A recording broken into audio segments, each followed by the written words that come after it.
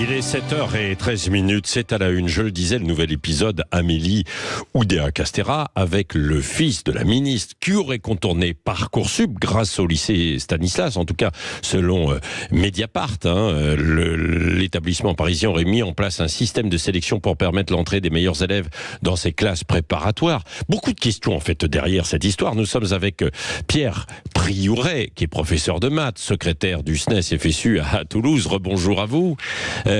Bonjour Patrick Roger. Oui, quelle a été votre réaction quand vous avez appris ces révélations ?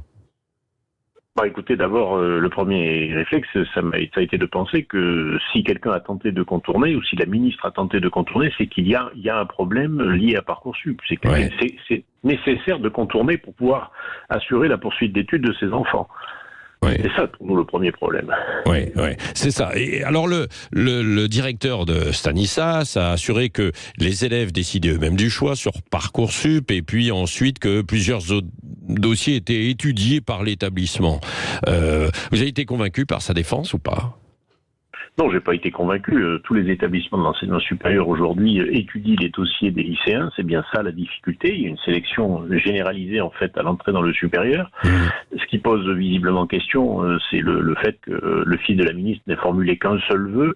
Je peux vous garantir que dans un établissement public, devant l'inconnu que constitue Parcoursup, personne n'aurait laissé un élève formuler un seul vœu, sauf à lui faire prendre d'énormes risques. Ouais, c'est ça, parce que en général, on a le droit à 10 vœux, avec des sous-catégories ensuite, quoi. C'est ça.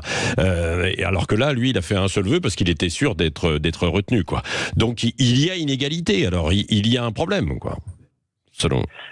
En tout cas, il faudra qu'on nous explique pourquoi on peut être sûr d'assurer une orientation et une poursuite en classe préparatoire au lycée Stanislas avec un seul vœu correspondant à l'établissement d'origine. On sait très bien que de toute façon la procédure est très très opaque, que les critères de sélection dans l'ensemble des formations ne sont absolument pas transparents, très difficiles à décrypter, et que probablement effectivement on a des phénomènes, j'allais dire, qui favorisent ceux qui connaissent la manière dont on doit ou on a intérêt à formuler ses vœux. Ouais. Est-ce qu'il faut remettre en cause ce système Parcoursup, qui est système de sélection qui manque de transparence, quoi, justement ? Oui, personnellement, on avait dès le départ dénoncé cette généralisation de la sélection à l'entrée à l'université et l'opacité de ce système, qui depuis quelques années se diversifie au point d'offrir finalement un outil de mise en place d'une concurrence de tout ce qui est formation du supérieur de l'État au profit de formations parfois même pas complètement reconnues par l'État, pour lesquelles les frais de scolarité peuvent être très importants et encore une fois avec une opacité totale. Oui. Dans cette histoire-là, Amélie Oudéa-Castéra et puis par ricochet donc Stanislas, qu'est-ce que vous réclamez, vous, à la FSU, sur Stanislas et sur la ministre ? Nous avons une position très claire sur ce qui est l'enseignement privé de manière générale, à savoir l'argent public doit aller financer l'école publique. On voit les difficultés aujourd'hui d'assurer un fonctionnement normal de l'école publique. La ministre, quelque part, révèle l'état de l'école publique et le bilan d'Emmanuel Macron. Il est urgent de réorienter les crédits publics pour financer l'école publique.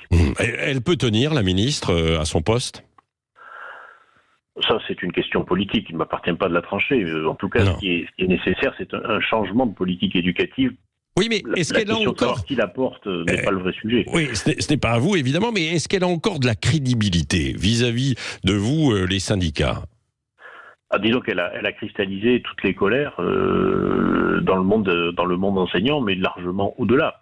Même chez les familles, tout le monde a bien perçu en réalité à quel point elle révélait les dysfonctionnements du système de l'enseignement public et montrait que certains ne jouaient absolument pas le jeu de l'école publique. Ouais.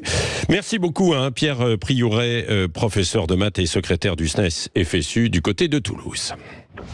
Le Grand Matin Sud Radio, 7h, 8h30, Patrick